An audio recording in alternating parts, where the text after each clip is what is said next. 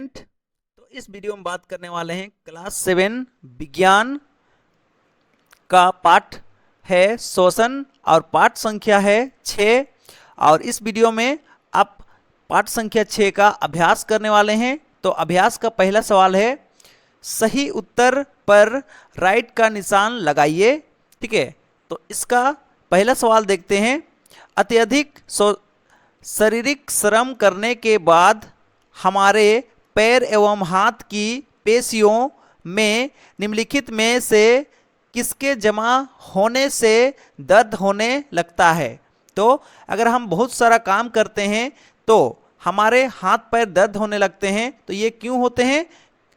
इसका सही ऑप्शन है ऑप्शन नंबर खा, लैक्टिक अम्ल। यानी लैक्टिक अम्ल हम लोग का हाथ पैर में जमा हो जाता है, इस कारण से कोई भी काम करने के बाद हमारा हाथ पैर दर्द होने लगता है। चलिए अगला सवाल देखते हैं, सवाल नंबर 2। तो सवाल नंबर 2 है, किसी सामान्य वयस्क व्यक्ति की विश्राम अवस्था में औसत शोषण दर होता है। कोई वयस्क व्यक्ति का विश्राम अवस्था यानी कि आराम करते वक्त उसका शोषण दर कितना होता है? ऑप्शन नंबर खा 15 से 18 प्रति मिनट, यानी कि 15 से 18 बार प्रति मिनट के हिसाब से उसका शोषण चलता है एक वयस्क व्यक्ति का। ठीक है, चलिए आगे सवाल देखते हैं, सवाल नंबर 3। सवाल नंबर 3 रहा, निम्नलिखित में से कौन मानव शोषण अंग के भाग नहीं है? तो इसमें सही ऑप्शन है खा नंबर आहार नाल।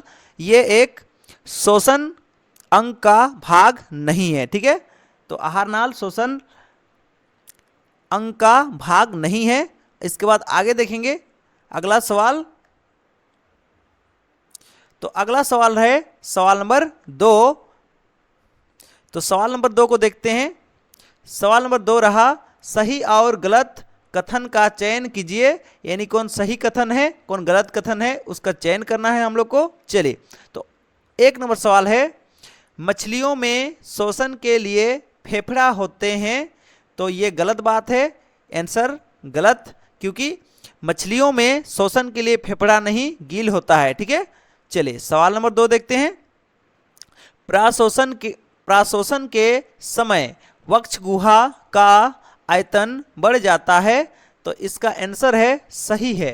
ठीक है, यानी कि प्राशोषण मतलब जब हम अंदर से सांस छोड़ते हैं तो हम उसे क्या बोलते हैं? प्राशोषण। तो प्राशोषण के समय वक्ष गुहा का जो आयतन है, आयतन यानी कि आकार है, वो क्या हो जाता है? बढ़ जाता है। ये सही कथन है, इसलिए आंसर में क्या लिखा हुआ है? सही।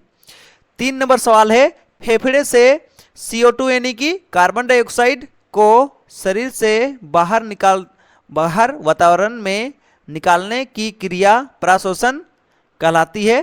ठीक है, तो हम लोग का शरीर के अंदर से कार्बन डाइऑक्साइड को बाहर निकालना क्या कहलाता है? प्राशोषण। ये सही बात है, इसलिए आंसर में लिखा है सही। ठीक है, चलिए अगला सवाल देखते हैं, सवाल नंबर 4। मनुष्य, गाय, भैंस में शोषण गिल के द्वारा होता है। तो इसका आंसर है गलत। मनुष्य, गाय, भैंस में शोषण जो है ना फेफड़ा के द्वारा होता है। ठीक है, गिल के द्वारा नहीं होता है। ठीक है, इस कारण से इसमें आंसर में लिखा हुआ है गलत। ठीक है, चलिए बढ़ते हैं अगला सवाल की ओर।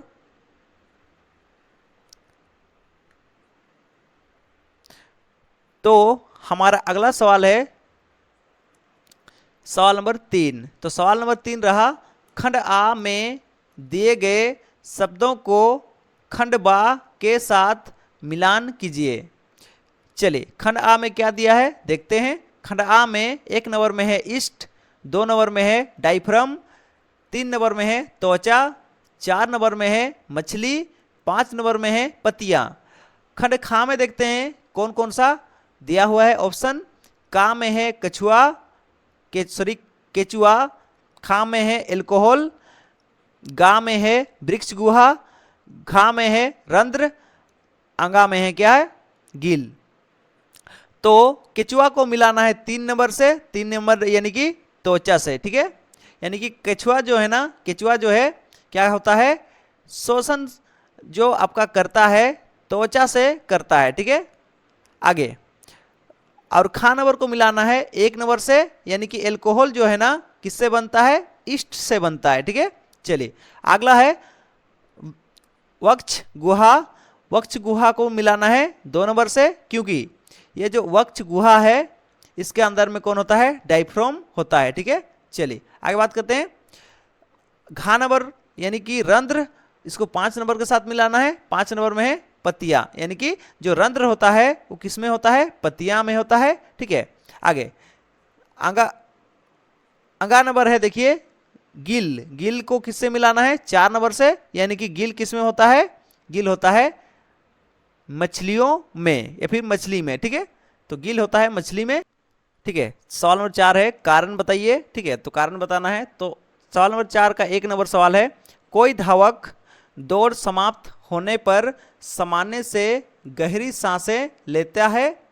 तो चलिए देखते हैं क्यों ऐसे होता है, ठीक है।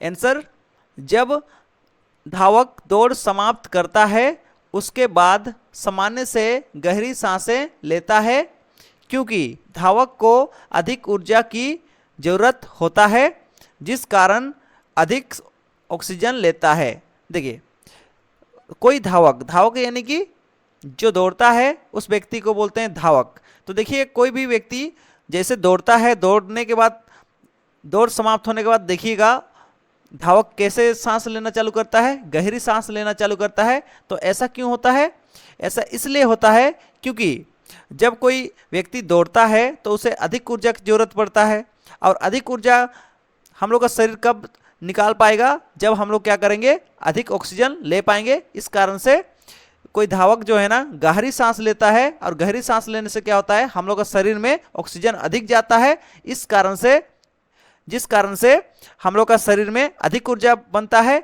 और अधिक ऊर्जा बनने पर धावक जो ना अच्छी तरह से दौड़ पाता है, ठीक है। इस कारण से कोई भी धावक जब दौड़ समाप्त करता है तो क्या करता है, गहरी सांस लेता है, जिससे क्या होता है उसके अंदर में ऊर्जा अधिक बन पाता है, ठीक है। चलिए अगला सवाल देखते हैं, सवाल नंबर 4, सॉरी 4 का 2 नंबर।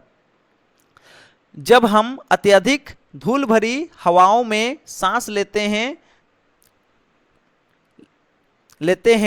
ठीक है, तो यहाँ पे है होगा, ठीक है।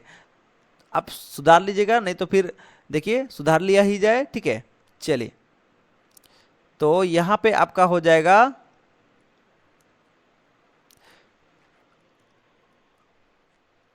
लेते हैं, ठीक है। चलिए लेते हैं, चलिए हो गया। तो बढ़ते हैं आगे। तो लेते हैं तो छींक आती है, तो क्यों इस प्रकार से होता है उसका आंसर देखते हैं। जब हम अत्यधिक धूल भरी हवाओं, यहाँ पे भी क्या छूट गया है, में छूट गया है, ठीक है। तो यहाँ पे में छूट गया है, चलिए लिख देते हैं हवाओं में, ठीक है। हवाओं में, यहाँ पे में छूट गया है, हवाओं में सांस लेते हैं तो कुछ कुछ धूल कण हमारे नाक के बालों में अटक जाते हैं, लेकिन कुछ धूल कण नाक के बालों को पार कर अंदर चले जाते हैं। जो धूल कण अंदर गए हैं उन्हें निकालने के लिए हमें छींक आती है। तो देखिए जब हम क्या करते हैं, धूल भरी जगहों में जाते हैं तो क्या होता है, हम लोग के नाक के अंदर में धूल घुस जाता है, तो उस धूल को बाहर निकालने के लिए हम लोग क्या आता है, छींक आता है। समझ में आ गया। चलिए तो अगला सवाल की ओर बढ़ते हैं। तो अगला सवाल रहा हम लोग का 5 नंबर सवाल, ठीक है। तो देखते हैं 5 नंबर सवाल क्या है। तो 5 नंबर सवाल है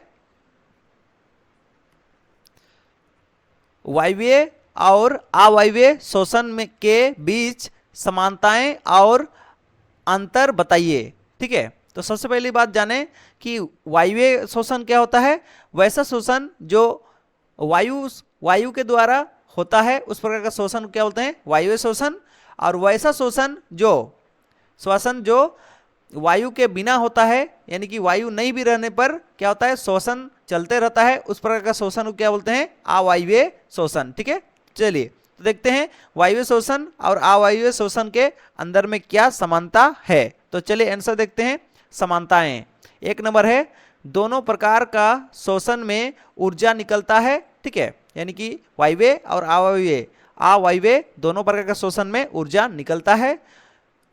सेकंड नंबर है आपका दोनों प्रकार का श्वसन में CO2 यानी कार्बन डाइऑक्साइड गैस बनता है, यानी कि ये श्वसन और ये श्वसन दोनों में ही कार्बन डाइऑक्साइड गैस बनता है, ठीक है। चलिए अब तो समानता तो जान लिए कि क्या होता है इसमें, क्या क्या सेम सेम होता है दोनों में, वायवीय और अवायवीय में, लेकिन आप जानने वाले हैं असमानता। असमानता मतलब अंतर, ठीक है, कि दोनों में क्या अंतर है या फिर बोले तो असमानताएं हैं।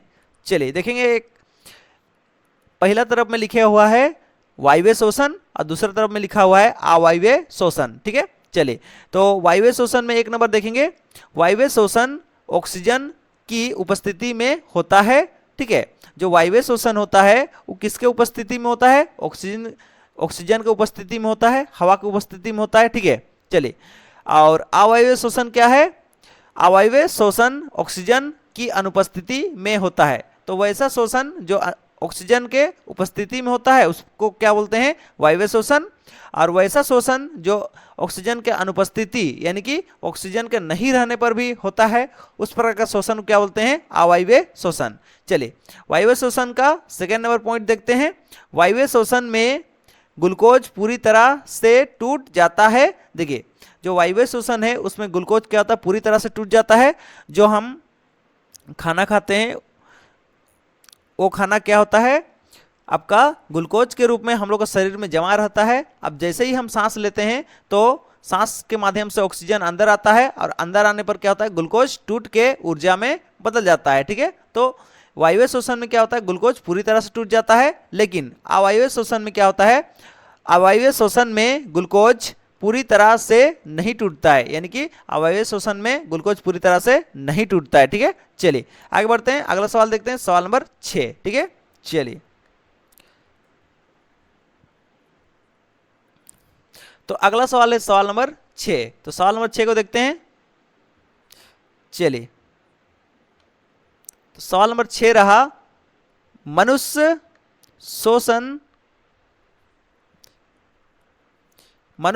के श्वसन अंगों का वर्णन कीजिए, ठीक है। तो आंसर है, जब हम नाक से सांस लेते हैं तो ऑक्सीजन श्वसन नाली के माध्यम से हमारे फेफड़ों तक पहुंचता है। हमारा फेफड़ा वक्ष गुहा में स्थित होता है। तो हम लोग का फेफड़ा कहाँ पे स्थित होता है, वक्ष गुहा में स्थित होता है, और वक्ष गुहा का आधार डायफ्राम होता है। तो जो वक्ष गुहा जिसमें फेफड़ा उपस्थित होता है उसका आधार कौन होता है, आधार होता है डायफ्राम, ठीक है। चलिए आगे बात करते हैं।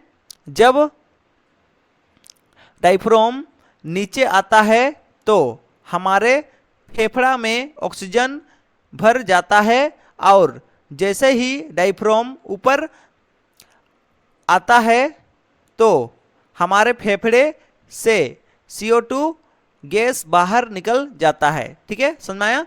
चलिए हम लोग का जो श्वसन अंग में सबसे पहले क्या होता है, श्वसन नली के द्वारा ऑक्सीजन अंदर जाता है फेफड़ा तक, ठीक है। और फेफड़ा में अंदर जाने के बाद क्या होता है, फेफड़ा जो है ना किस में उपस्थित होता है, वक्ष गुहा में स्थित होता है, फिर उपस्थित होता है, ठीक है। और जो वक्ष गुहा है, वक्ष गुहा में आपका वक्ष गुहा का जो आधार होता है वो कौन होता है, डायफ्राम होता है।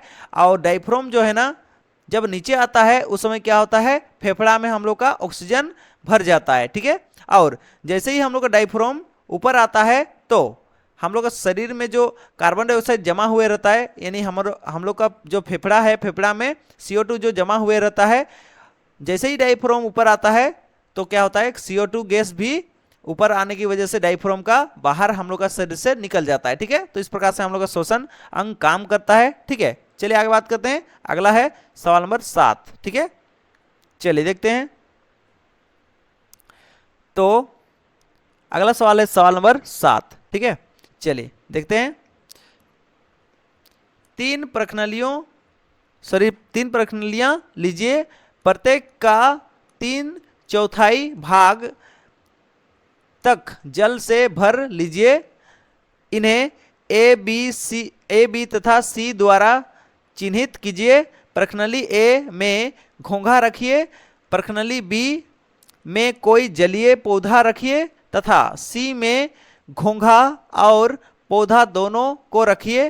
किस प्रश्नली में CO2 की मात्रा अधिक होती है? तो इसका आंसर है प्रश्नली ए में CO2 गैस की मात्रा अधिक होगी, क्योंकि घोंघा CO2 गैस छोड़ता है। ठीक है, क्योंकि घोंघा जो है ना CO2 गैस छोड़ता है, इस कारण से आपका जो प्रश्नली ए है उसमें क्या होगा, CO2 की मात्रा अधिक होगा। तो इसके आगे जो सवाल बच गया, इस सवाल को हम करने वाले हैं नेक्स्ट वीडियो में। तो इस वीडियो में यहीं तक, चलिए।